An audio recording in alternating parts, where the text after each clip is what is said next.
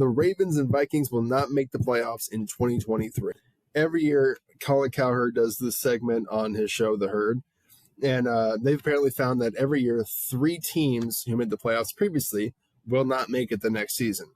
We are not as foretelling as the great Colin Cowherd is, or bad Colin Cowherd is, however you feel about him. There's no wrong answers with that man. But we're going to see if we can't try to predict 2 teams that made the playoffs in 2022 that are going to miss it in 2023. We're going to start with B. Do you want to take the NFC? I sure will. So this is the easier answer here because I think it's pretty obvious. So the Tampa Bay Bucks. I'm sorry, y'all not going to make the playoffs this year.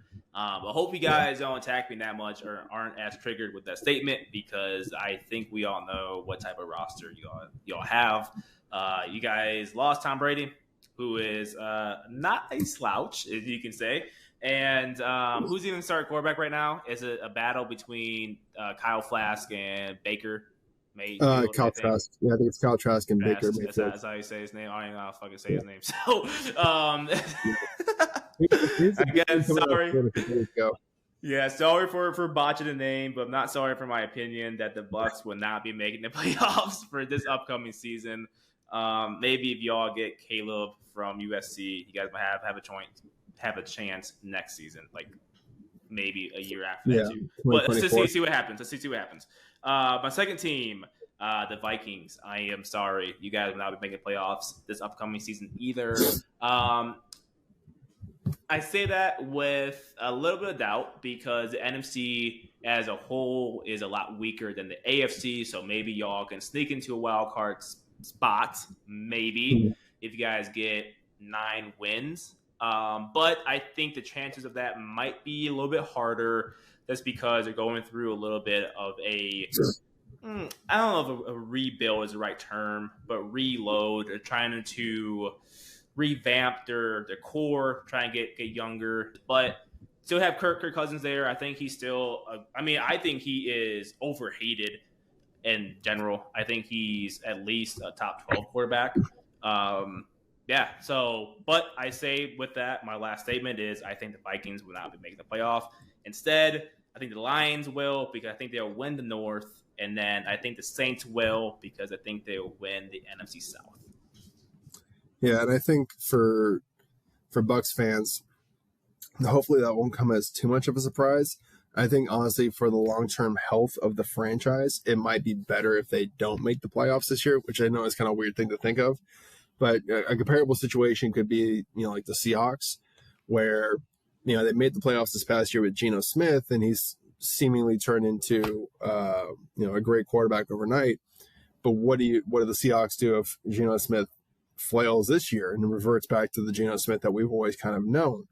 Now you're stuck in a little bit of a purgatory situation to where you might not be close enough or the talent's not there to get you to the first overall pick and do a Caleb Williams. Well, there might not be a Caleb Williams type prospect there, I should say.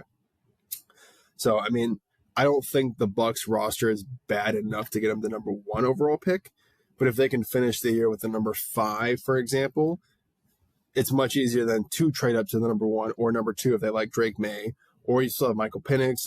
This seems like a really great year for this upcoming draft. It seems like a great year for quarterbacks anyway. So, again, I think it'd be more beneficial for the health of the franchise in the future anyway if they don't. Picking at 20 just might not be the move this year. Yeah. As for the Vikings fans, I know you're not saying that. I'm sorry. I know you said you weren't, you didn't mean it with any animosity towards the Vikings fans. We both know that's a little bit of a lie. Dude, Viking fans talk so much trash for no reason. They were sharing that video of Justin Fields, and I know you enjoyed saying that they weren't going to make the playoffs just a little bit there. It felt good, you know what I mean? Yeah. No, I was kidding. Yeah, obviously that makes sense with what you're saying. The defense is going to be a lot weaker this year. They cut off a lot of aging players. You got some young guys that you're going to need to step up. Usually rookies struggle in the first year.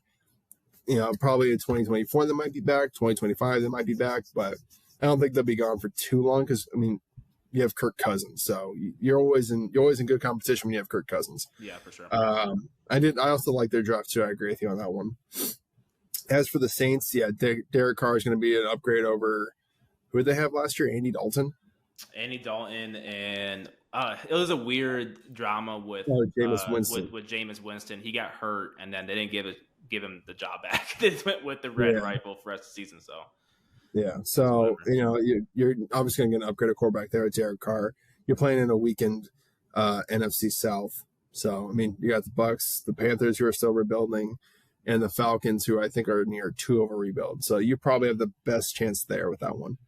yeah. Flipping it over to the AFC East, and I love how I've had this one because I'm kind of getting the feeling that the fans really like you. You always say the nice, fluffy stuff, and I say the hard stuff. And they're like, everyone this guy love everyone. I know. No, they're like, oh, this guy over here, B, he's awesome. He says all the right things. I meant he's an asshole. He's just no, I'm just kidding. Sometimes the truth is hard. People love you. We just have to give them the hard truth sometimes. We? No, I'm just kidding. I feel like Uncle Phil. We? No, I'm just kidding. All right, I don't mind being the bearer of bad news. It's okay. Baltimore, I think you guys, it's tough. I mean, they're in the great NFC. Oh, yeah, Baltimore. They're in the great NFC. AFC North. Yeah, you have a lot of competition. The reason I'm going to get to you in a second why we think you're not going to make the playoffs, but you're in a tough division that plays a huge role in it. The Dolphins. Again, same kind of reason. You're in a tough up-and-coming division. You do have the Buffalo Bills who are going to repeat there. You now have the Jets who have Aaron Rodgers. The Patriots, well, I mean, they're still the Patriots, so we're going to kind of eye roll on that one. But there's a lot of great up-and-coming teams in the AFC South right now, and there's only so many wildcard spots to go around. But I think the Jets will replace the Dolphins probably as a wildcard team. But I think the second team is going to also be the reason why Baltimore and the Dolphins don't make it. I think they're going to play a larger role in both because they're going to steal a wild card from both of them.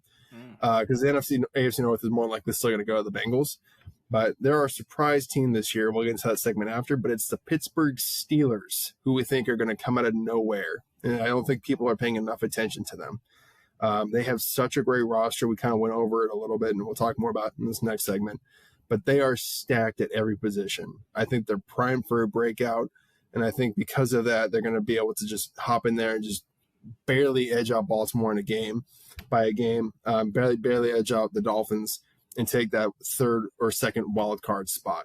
So those are the teams that have not making it, Baltimore and the Dolphins. And I think the Steelers and Jets are the ones that are going to replace them. Obviously, the Jets traded for Aaron Rodgers, and that's, when you're training for a multi-time MVP, that has to factor into your decision on why you think a team is not or is going to make the playoffs. So what are your thoughts, B? Do you agree with me? Do you think I'm wrong somewhere?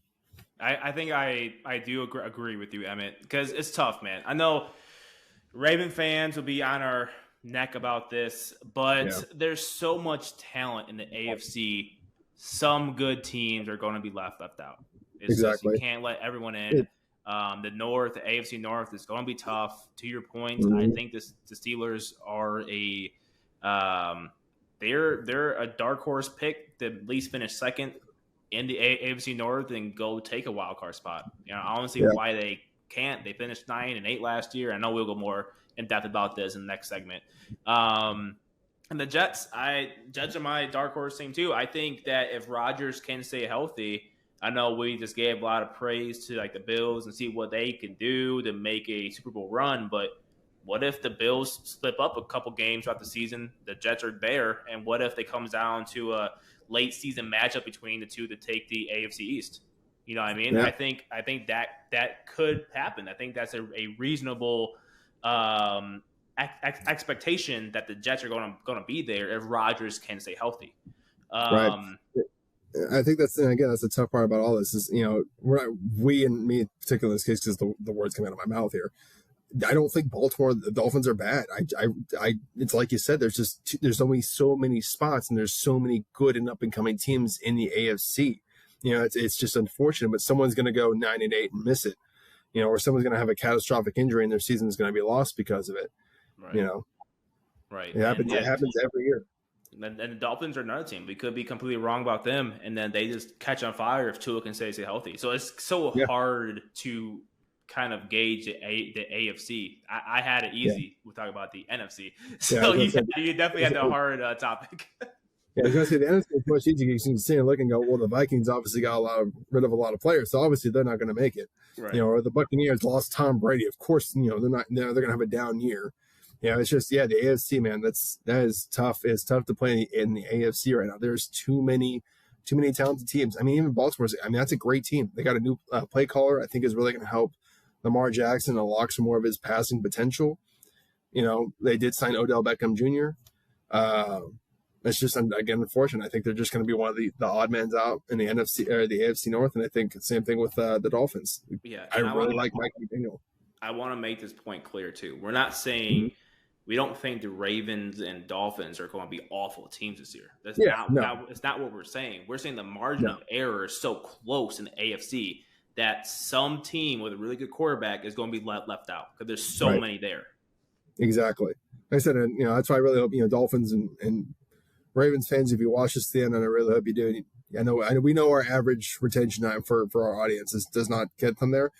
But if you guys are able to watch to this point, please understand we do really still like the Ravens, and we still really like the Dolphins. We think they're great teams. It's just a numbers game. It's a strength of schedule. It's where are you playing, and we'll talk more about why we think the Steelers will be able to make that jump based on their schedule. But I think that kind of wraps up. Let's instead of just keep hinting at, why don't we just get into this next segment? So Ravens fans, you made it this far, stick with us a little bit longer, or wait till tomorrow when the Steelers segment comes out and watch that then.